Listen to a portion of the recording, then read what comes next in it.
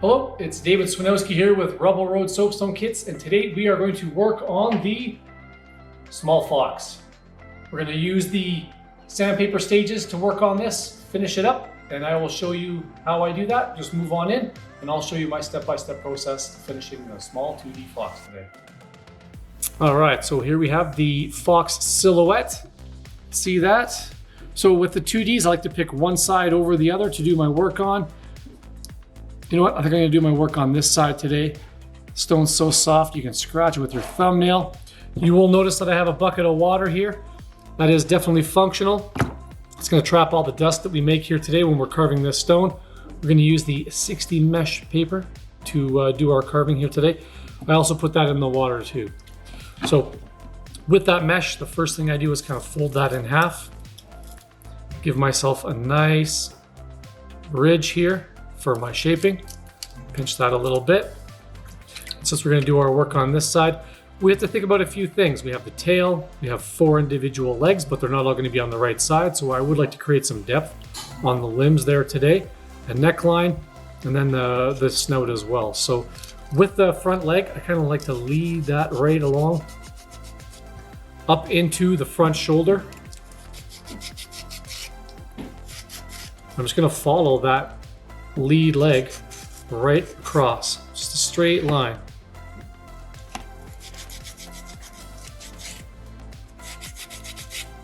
I have to do a bit of carving here.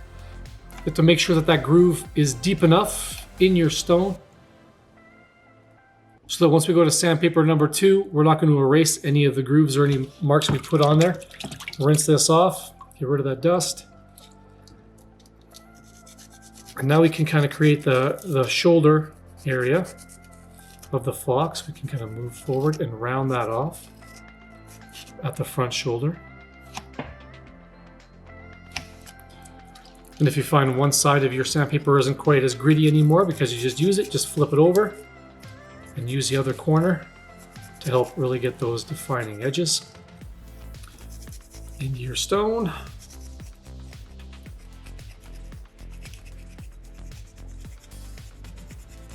And if you've already made a few other edges, you can just open it up and then refold it in a new spot as well. I like to do lots of rinsing, keep all that dust trapped in the water.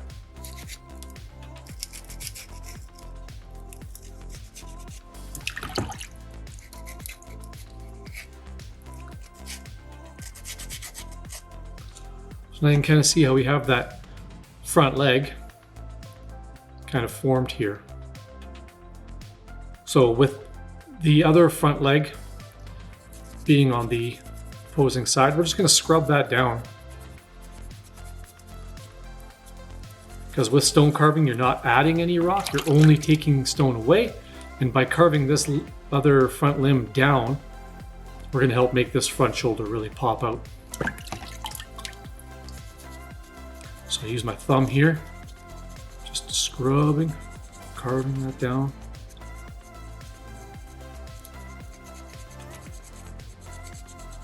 I kind of picture or imagine where the belly of the fox is as well.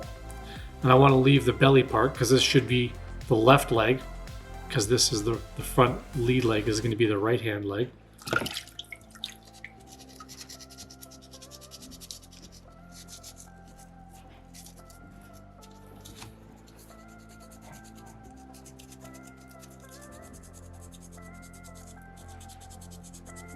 And I just want to create some depth on that.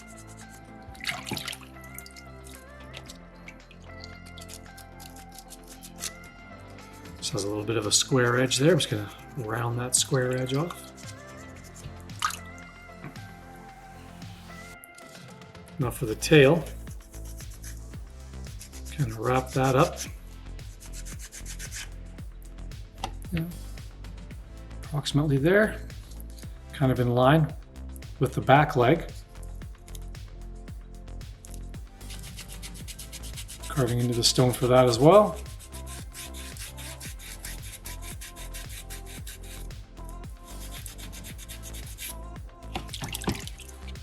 But again, not going too deep.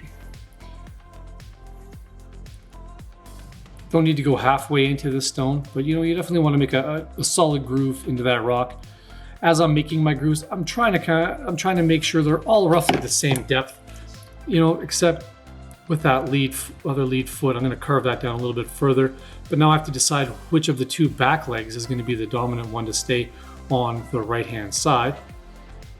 And I'm going to leave this one, and I'm going to lower down the very back foot, because not only is it going to be easier for me to do that, but I find it's also nice aesthetically for me as well. I like the way it looks.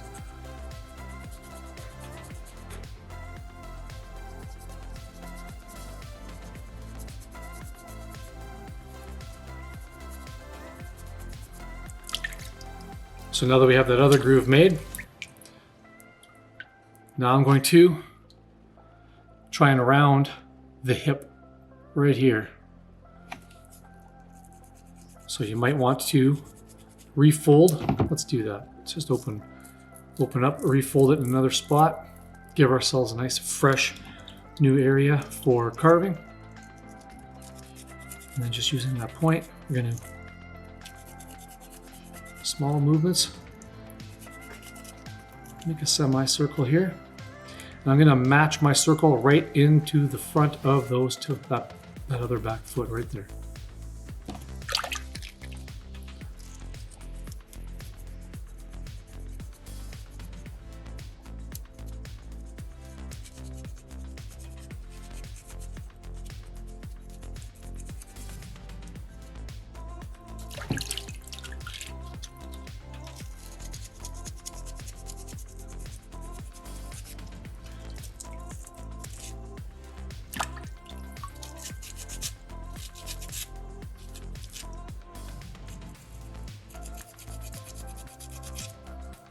Smooth out that tail a little bit, round that off.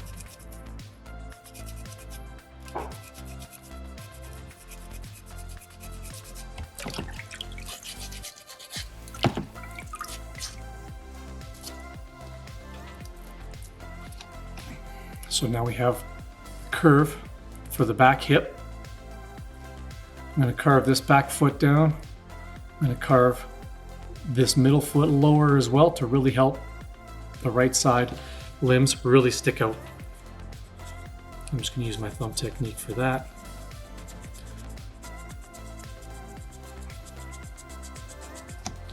It's constant pressure, scrubbing away. The back hip here is kind of pointy. I'm not too worried about that. We're going to round off the back here, and then we can kind of smooth that groove a little bit more. So I'm not too worried about that just yet.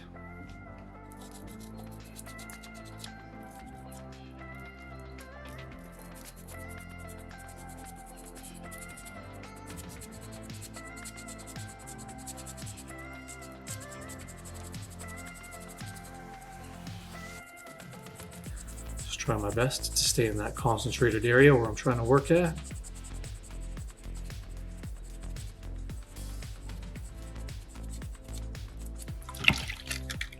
And really change the level of those 2 feet. I'm going to do the same with that one right there.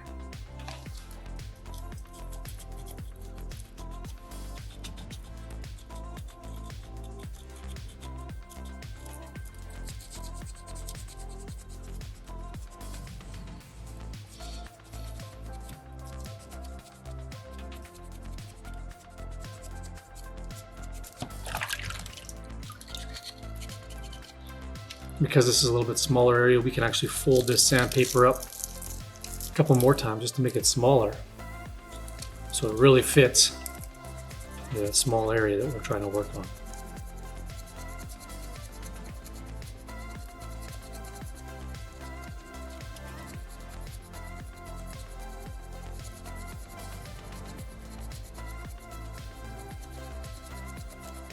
As you're scrubbing away, you might notice your sandpaper doesn't work as effectively. It will fill up with dust, so that's why I really like to use the water. It's going to rinse that sandpaper out for me, bring that grit right back out, really help my sandpaper maintain its maximum effectiveness while I'm carving.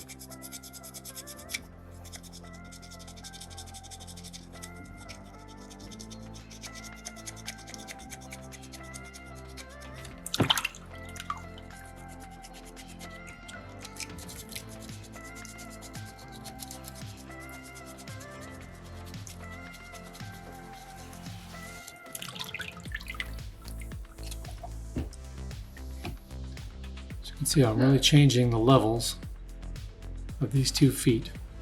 And I'm going to try and get them to about the same height when I'm done, but I can go a little bit further. That's really just going to help me add some depth to my carving.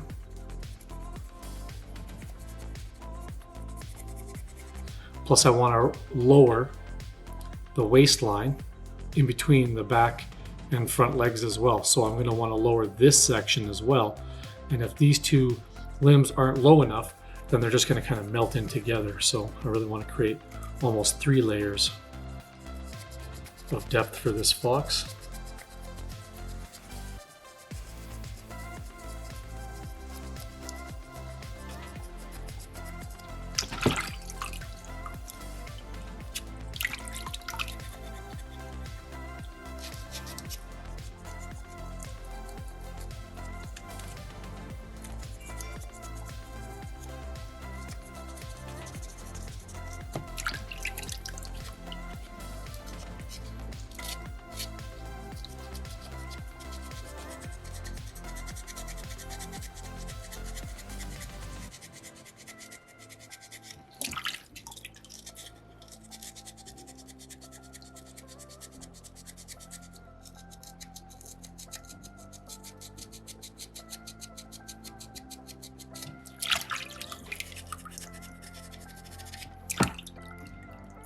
Checking my depth, I need to bring that back foot down a little bit more.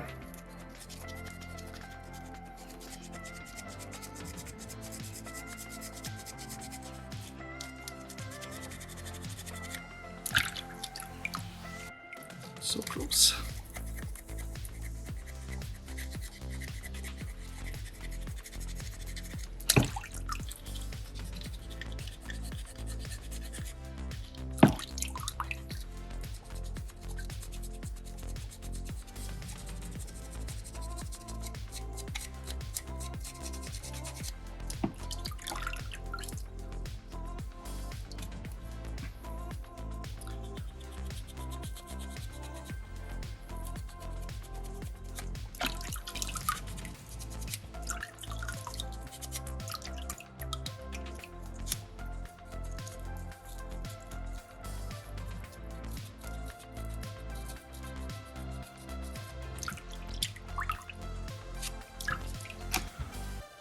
So I've got some good depth on those opposing limbs. I'm pretty happy with that.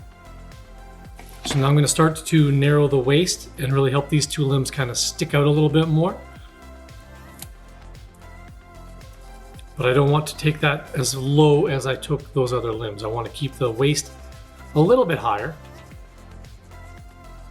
I'm going to try and round off that back hip as I do this.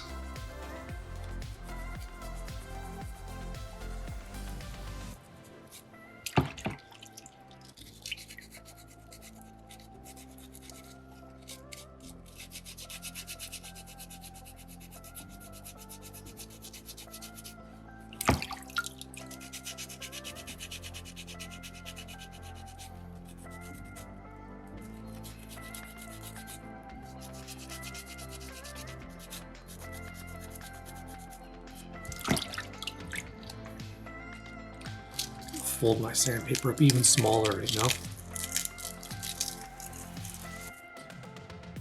Be a little bit wider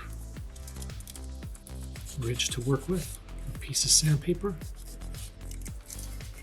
About as wide as I want the gap between the front and back limbs.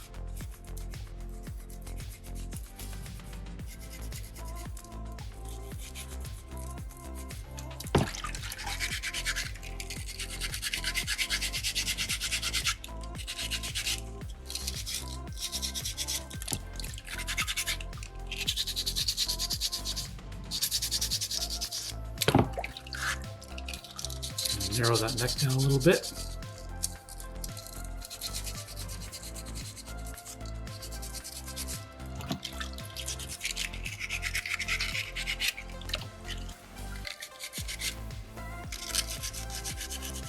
And creating that neckline is really, really helpful in giving you separation between the head and the front shoulders. So it helps give you a little extra definition in your carving.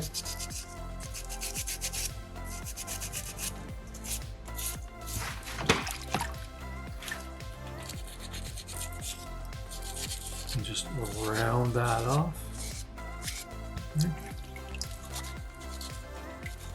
Just like we do for that back hip, right?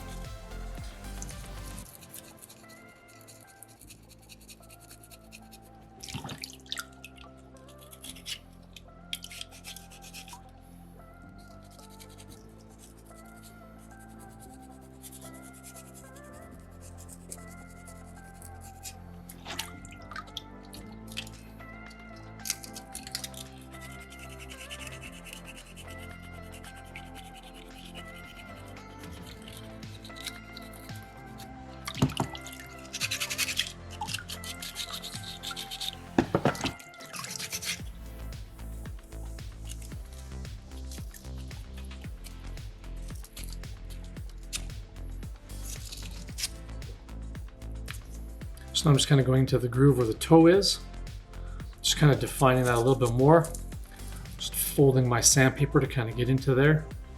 And I'm just going to pull that through, just to help add a little bit more definition to those little toes.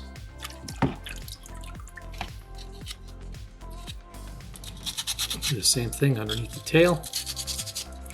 And at the same time, you might notice there's a bit of a striping pattern on the stone here. You can kind of see where I have sanded, that striping pattern is gone. There's just little scratches left behind. You want to make sure, even if you're not going to shape it a lot, you still want to make sure you're going over and texturing that piece of stone to really help bring the natural color out of the rock itself. The bandsaw we use leaves a tooling mark on there.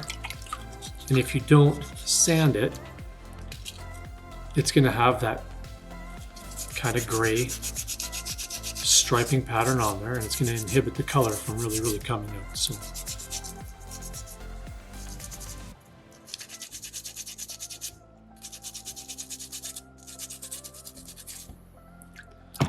and then with the shoulder line here, I'm just going to bring that right across the back.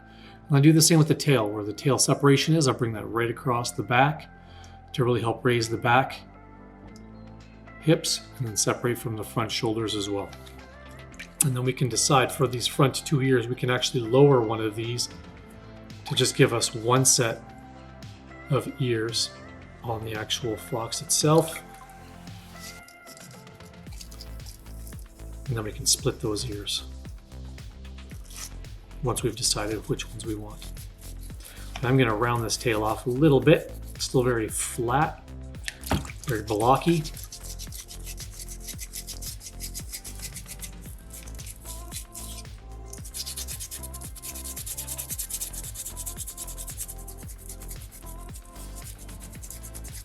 I'm just going to round off all the square corners all the way around the tail, on both sides for this one.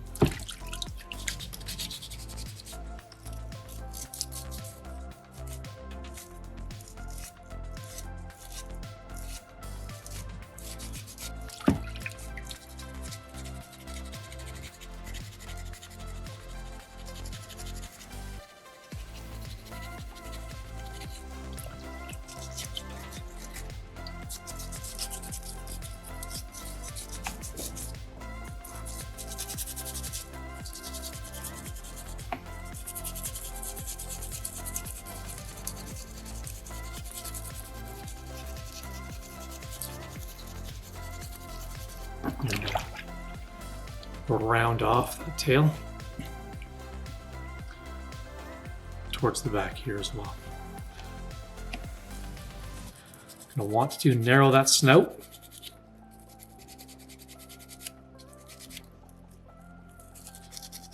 Most animals, their nose is not as wide as the rest of their face, so we can narrow this.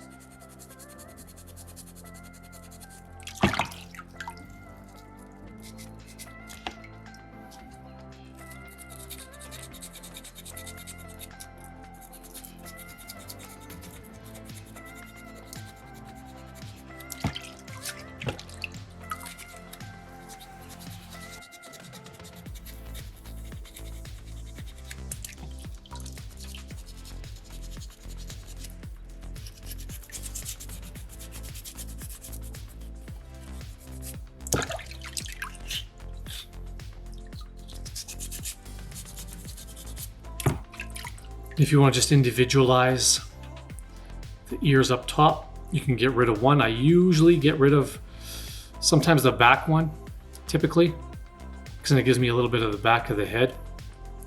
So I just kind of work from the very top and just grind those right down without touching the other set of ears.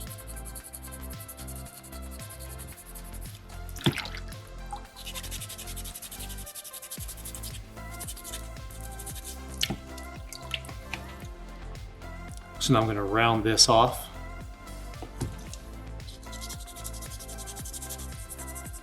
Down into the neck. Working right on that square blocky area to start.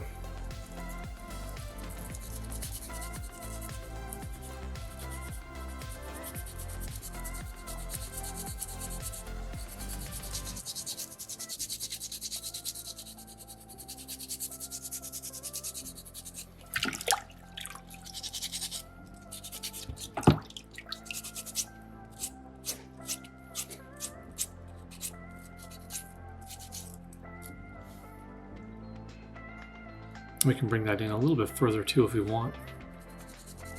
It's whatever's good for you.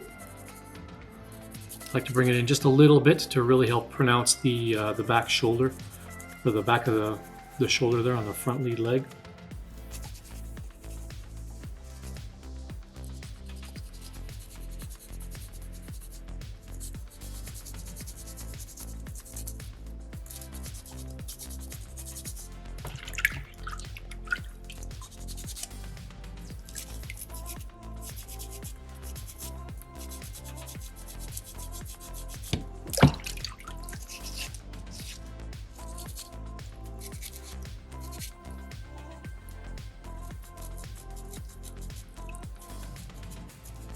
Narrowing that nose down a little bit more.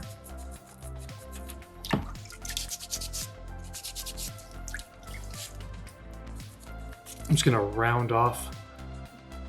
Now that I have the nose carved down, the cheek's pretty blocky, so we can round out the bottom part of the cheek. We can maintain a nice square eyebrow to give it a nice brow ridge on the front of the face, but I like to kind of soften the bottom of the cheek by just rounding that off.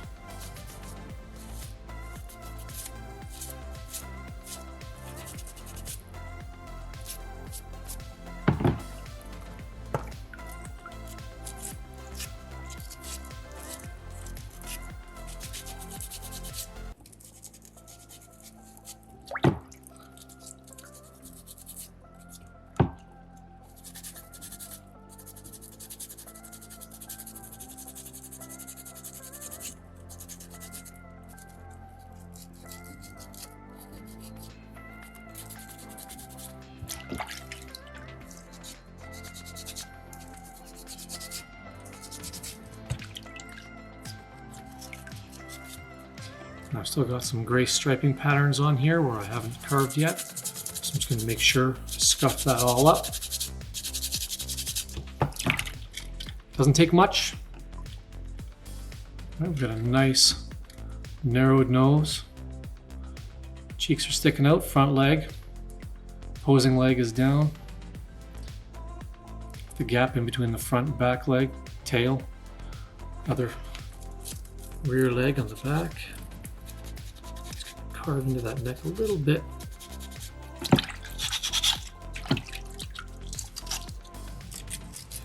And just round off the jaw.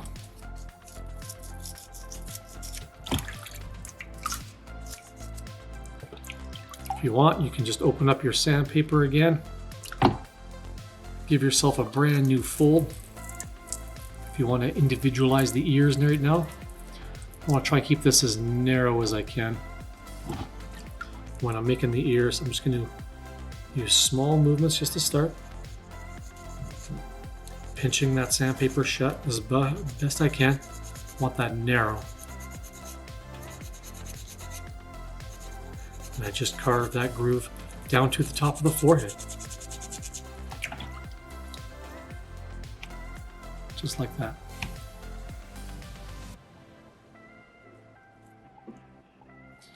Just going to round off the back of the head here a little bit. It's still kind of blocky. So now I'm just kind of looking for any areas that might be a little bit blockier than they should be, and just try and soften them up. Looking for the gray stripes as well. So in between those little nooks and crannies, just fold your sandpaper up. Let it take up as much of that space as possible.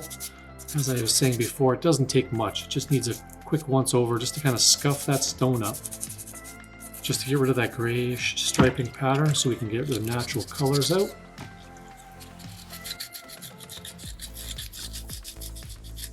Or if you have any really deep scratches from your shaping, then you want to make sure that those deeper scratches are just smaller, shallower scratches. Fine sandpaper one is all about shaping, but also leaving a consistent finish on the stone itself.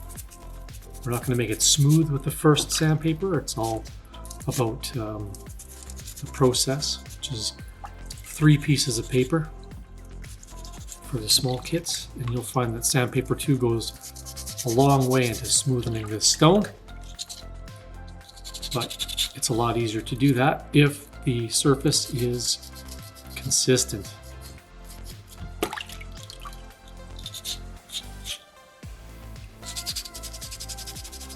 You will find that by rinsing it in the water a lot, you will be able to see any of the spots that you might have missed.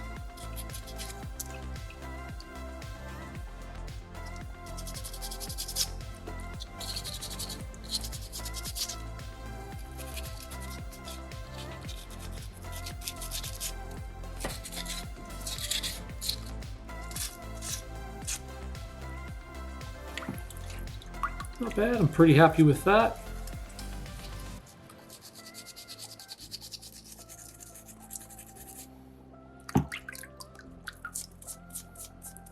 So, just double check any deeper scratches, make sure they're all small, minimal ones.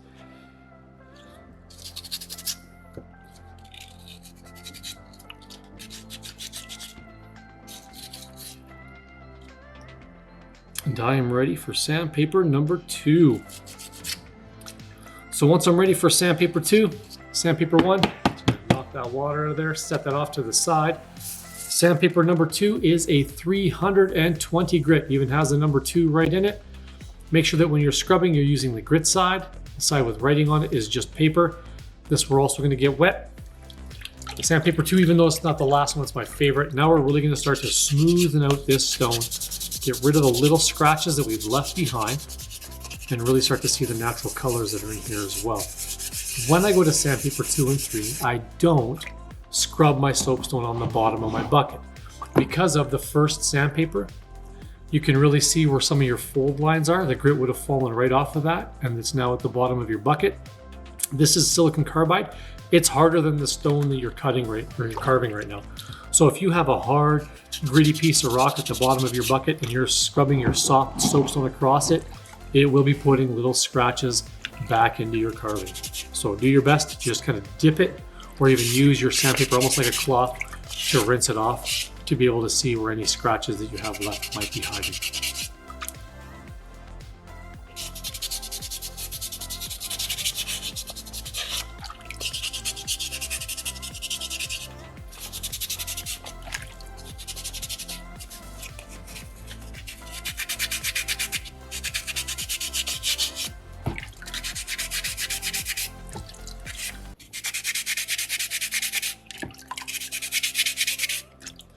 Folding that sandpaper up, tucking it into all those hard to reach areas where my fingers can't fit, just kind of letting it fill that gap a little bit as I kind of work it back and forth just to try and smooth that stone out. Rinsing it off a lot, taking a look, looking for any scratches that are left behind.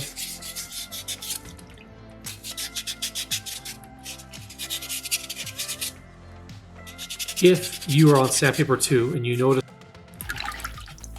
If you're on sandpaper number 2 and you notice that there are still some deeper scratches left behind, you can always go back to sandpaper 1. Try and make those deeper scratches smaller so that they're a little bit easier to erase with sandpaper number 2.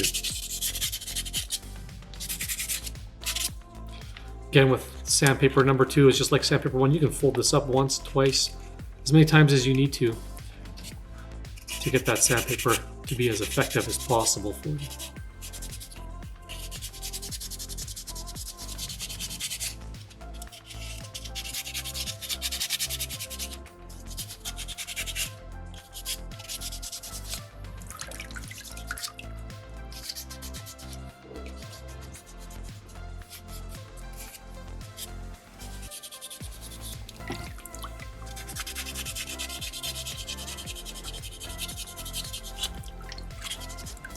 So I still have one more sandpaper. Sandpaper number 3 is a 600 grit, but it doesn't really get rid of scratches or any marks. It just kind of smooths that existing surface that you have. So all the scratches that you don't want to see, they should be gone before you go to stage 3.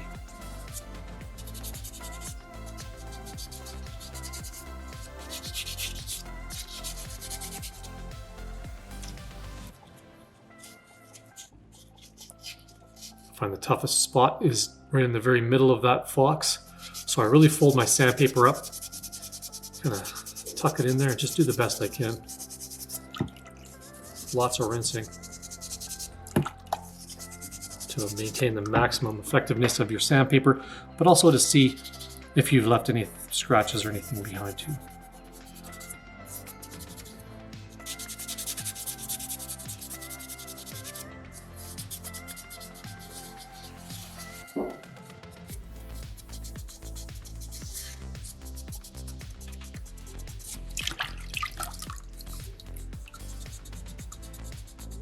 Thumb technique works great.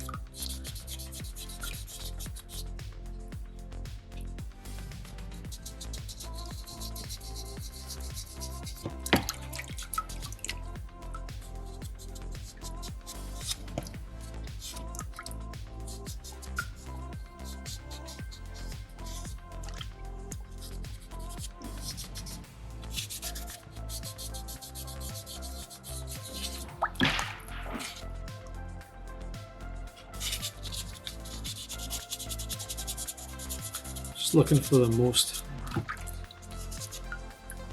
dominant grooves or any scratches or blemishes on my stone. Now's the time to get rid of them, right? Doing the best I can. And once I'm happy with sandpaper number 2, then I can go to sandpaper number 3.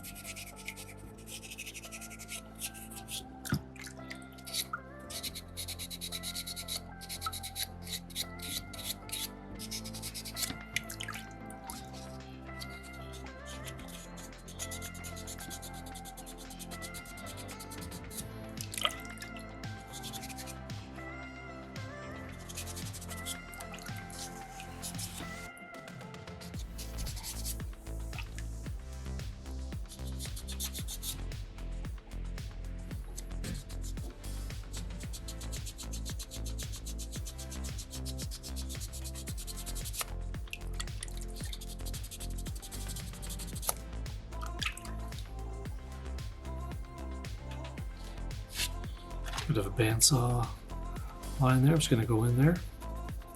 Sandpaper 1. Minimize that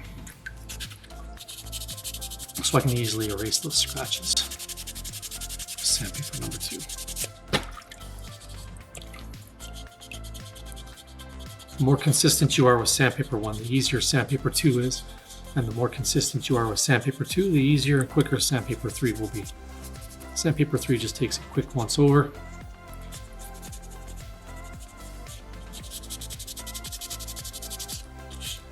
The carving will feel like glass. And you're done. Really smooth.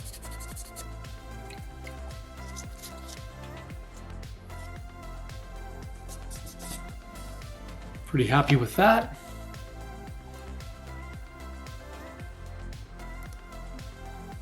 No blatant scratches anywhere. So I'm going to bring out sandpaper number 3, which is a 600 grit. This is the final piece of paper right here. All the sandpapers that we provide are made for water. I'm going to get that sandpaper wet. Again, trying to keep your soapstone from scrubbing on the bottom of your bucket. And quick once over. One more time.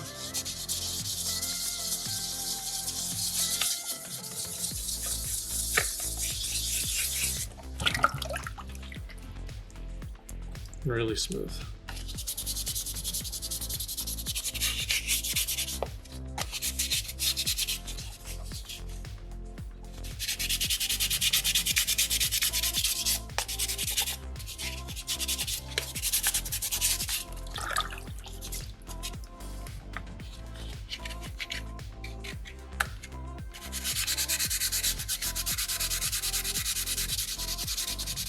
Just the end of the foot, making sure I get underneath that jaw as well.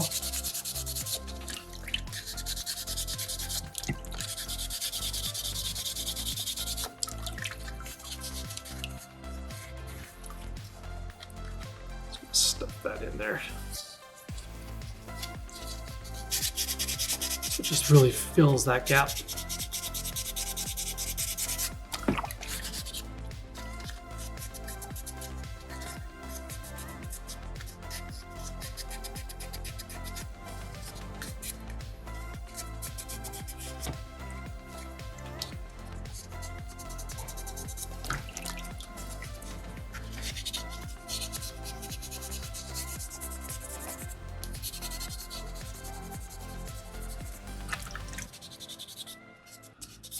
Once I'm completely finished all 3 sandpapers, I'm going to make sure I take my carving, go rinse it off in clean water. I want to get this dusty water off of my carving. I want to make sure it's nice, clean, and dry before I do the final step, which is the oil. I'll let that sit for a day if you want to make sure it's nice and dry.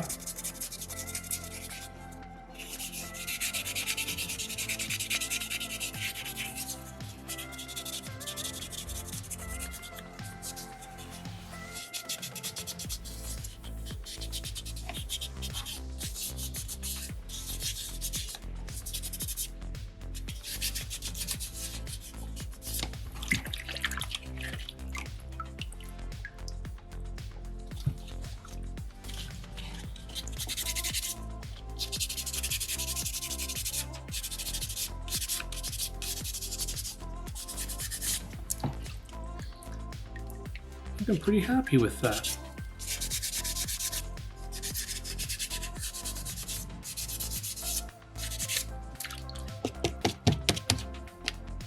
So I got my little finished fox right now. It's got a little bit of depth on there. I like it. So I'm going to go rinse this off in clean water and let this dry before I do my final oiling. Okay, so now that we have our finished soapstone carving, it's nice and dry. We're going to do the oiling right now. So I like to oil the bottom first, the back side of it. Even though we didn't sand it, I'm still going to oil this.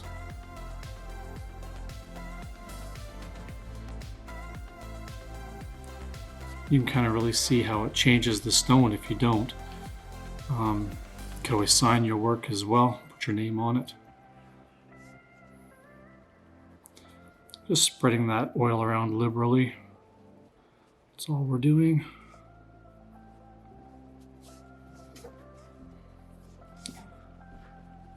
So now that I have the one side finished, I'm just going to flip it back over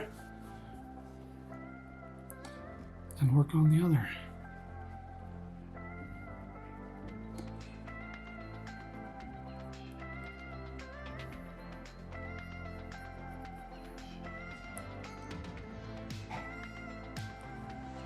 And I find it's really important to make sure that the carving is dry before you do this.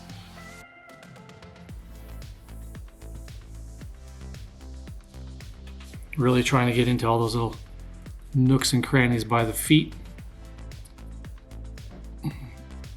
tail.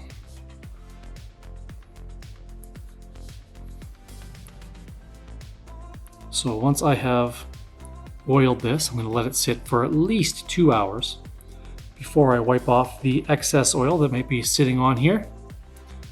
And once I've done that, I have my very own finished soapstone carving.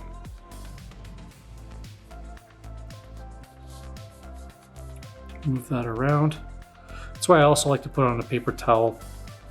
That way I can kind of move the paper towel around to really get a good view of my stone and any spots that I have left to get with that oil.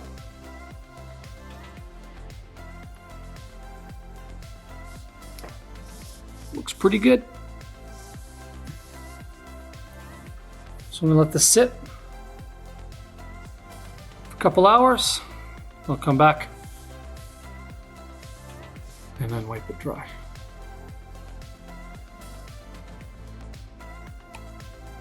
And there we have it, our very own finished 2D fox. I hope you enjoyed it. I hope the tips and the tricks that I shared with you were helpful. If you'd like to see any of the other kits or shapes that we provide, please check out our website. Don't forget to like and subscribe. Thank you very much. I'm David Swinowski with Rubble Road Soapstone Kits.